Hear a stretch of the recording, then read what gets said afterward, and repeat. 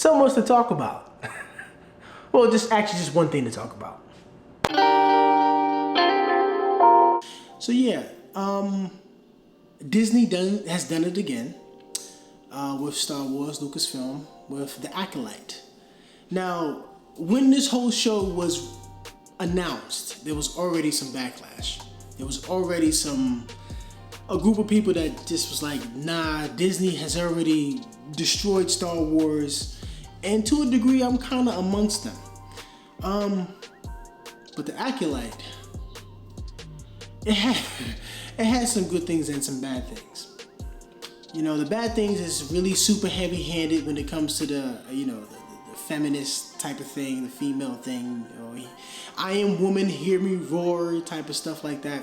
However, it does have some really good stuff. Now, namely the choreography when it comes to the fight scenes, when it comes to the hand-to-hand combat, which I believe the showrunner said that was the main focus, to have some hand-to-hand combat, which actually makes sense when it comes to something like Star Wars. You have an entire galaxy of billions or even trillions of people. Not everybody is going to be using a lightsaber. Let's just be honest about that. So people will have to rely on gunplay or hand-to-hand combat. And the first episode of The Acolyte actually makes really, really good use of hand-to-hand combat. Now, just a side note here, and this is just me personally, this is what actually disappointed me. I was actually disappointed when it came to Carrie-Anne Moss's character being killed off within the first several minutes of the first episode. She was in so much of the ads and the promotion for Acolyte. You would think that she would be really, heavily involved as far as the whole series is concerned. At least, season 1. But they took her out the first episode, so I was actually really, really offended by that, because I actually like Carrie-Anne Moss as an actress, and I don't know, man. It just didn't feel right for her to be killed off in the beginning of The Acolyte. There's definitely some criticism there. How again it was heavily focused on the female aspect of it. And that was never really the thing when it came to Star Wars. It was always, based on the Force, the fight between good and evil. It was like a soap opera. As George Lucas himself said, it's a soap opera that just so happens to be taking place in space. And I think when it comes to The Acolyte, when it comes to Disney ran Star Wars, period, it's, they kind of got away from that. They went heavy-handed into the Force, trying to just have the Force doing crazy things that it really didn't have to do. And it feels like what Disney's doing is just, now the Force is magic, and that wasn't the case when it came to George Lucas. That's not what it was. It's definitely something more than just magic. But there are some criticisms from the other side that I would say that is pretty much unjustifiable. Like it's just not justified that you have lightsabers, and there is materials in the Star Wars universe that nullifies the effect of a lightsaber, that the lightsaber can't cut through. That happens. And what was it? Episode 3 or 4? I believe it was, because I'm making this video after like a few episodes have gone by. But it was the episode where all the Jedi found out who the so-called Sith was, and they all began to go to buck wild and start, the whole lightsaber, dueling and stuff like that. He had on a helmet, they call him Smilo Ren. That's actually pretty funny. I'm about to write that down. But they call him Smilo Ren. But his helmet, when he kind of did a headbutt on a lightsaber, it nullified it, which happens in Star Wars lore. That's correct.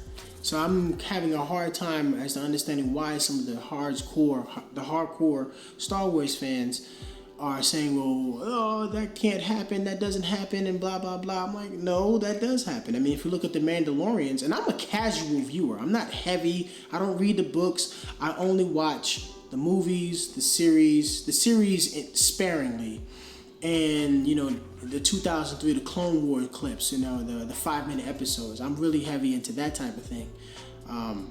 Not so much in the novels. I played a few of the games, but, you know, so I'm not really that versed in it. However, I do know enough to know that there are materials in the Star Wars universe that nullifies the lightsabers. So I thought that was a bit disingenuous for a lot of the fans out there of the Star Wars to say that, oh, that couldn't happen and blah, blah, blah. No, if you look at the Mandalorians, they definitely develop weapons that can go toe-to-toe with Jedi and their lightsaber.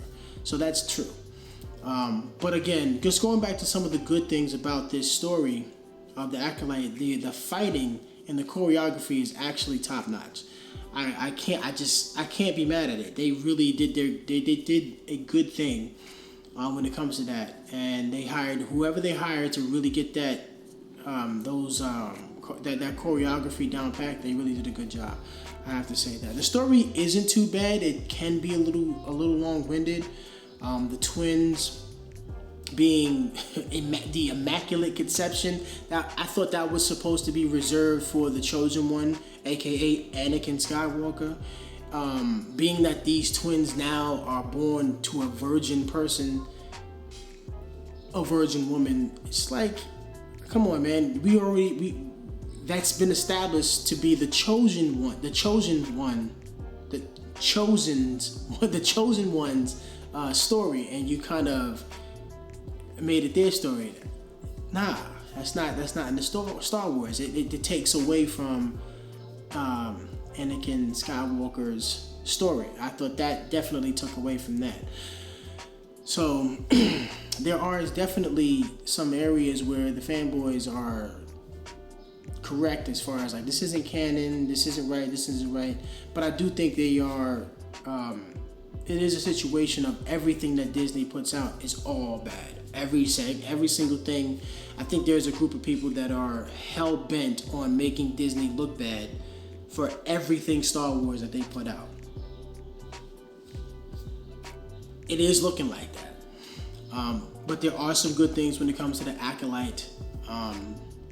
There were some good things with the sequel trilogy, even though the first movie out of the sequel trilogy was a shot-for-shot remake of A New Hope. I saw that when I was in the movie theater. I was like, well, wait a minute. That's exactly like that too? Oh, come on. I was definitely one of those people in the movie theater disappointed when it comes out. The sequel trilogy did not do the characters justice. Okay, the series that they're putting out, the only thing that really stands out that's pretty well is I would say is the first 2 seasons of The Mandalorian. The Acolyte had a prime opportunity to do really well and take the story forward. However, I don't think it did. Except for the fight scenes. Again, the fight scenes are cool. The story is cool, except for some plot holes and except for some things that they added in, like the Immaculate Conception, and there was a virgin birth. It's like, come on, we know that's Anakin. That happened with Anakin. Why are you making it so with these twins? That doesn't make sense. The whole female commune thing type of that to me, that could have been the Night Sisters. Just saying.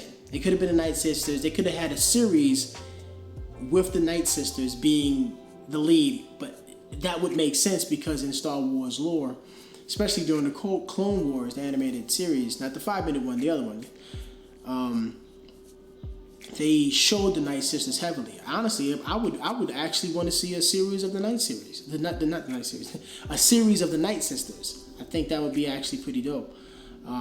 And it would actually make a lot more sense as far as the women taking the lead, because the Night Sisters on their world, the women run things. Excuse my language.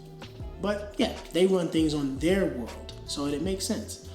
But I don't want this to go too long. There's still a lot of stuff I need to watch as far as the Acolyte is concerned. I'm sure they got more episodes coming. One other thing. It doesn't help for the main actress to be attacking the fans that have a problem with it.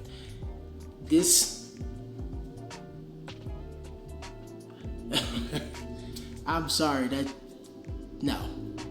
Just be like, hey, we accept your criticism, and when it comes to the second season, just, clean it up a bit. It's really that simple. Stop attacking the fans. That's one thing that Lucasfilm does. You guys attack the fans often, and maybe you shouldn't do that. Just saying. So, yeah. Until the next one, I'm out. Y'all keep watching. Make sure you like, subscribe, comment down. I want to get the conversation going. And yeah, man. Until next time, I'll see y'all.